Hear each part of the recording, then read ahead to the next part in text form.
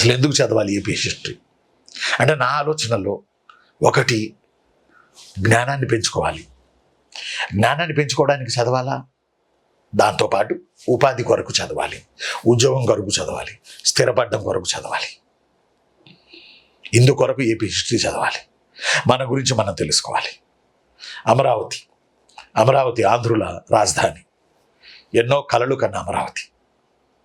ఒకప్పుడు ఈ అమరావతిని దీపాల దిన్నే అన్నారు, ఒకప్పుడు ఈ అమరావతిని వజ్రాల దిన్నే అన్నారు.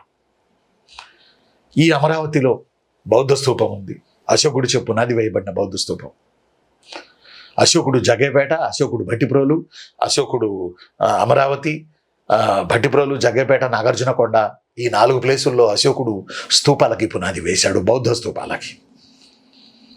కాబట్టి అక్కడికి వెళ్ళినప్పుడు మనం టూర్కి వెళ్ళినా, పిక్నిక్ వెళ్ళినా, లేకపోతే జస్ట్ అలా వెళ్ళినా మనం 10 మంది పిల్లలకి చెప్పగలగాలి ఏంటి అమరావతి ఇంపార్టెన్స్ ఏంటి, అమరావతి అమరేశ్వర ఆలయం శైవాలయం ఇంపార్టెన్స్ ఏంటి, ఆ కృష్ణానది ఇంపార్టెన్స్ ఏంటి, కృష్ణానది ఒడ్డునే స్తూపాలు ఎందుకున్నాయి, ఇలాంటివన్నీ మనం తెలుసుకోవాలి.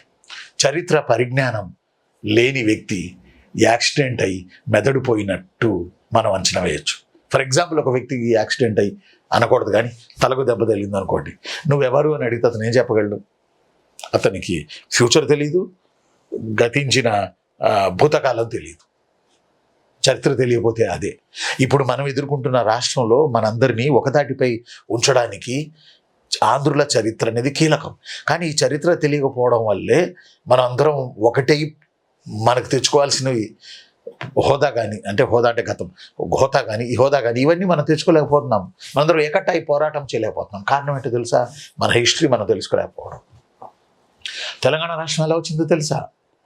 తెలంగాణ కల్చర్, సంస్కృతి, ఆట పాట, ధూమ్ ధామ్, బతుకమ్మ, ఈ కల్చరల్ హెరిటేజ్ని ఏకట్టా చేయడం వల్ల, ఈ కల్చరల్ హెరిటేజ్ వల్ల తెలంగాణ రాష్ట్రాన్ని సాధించాం.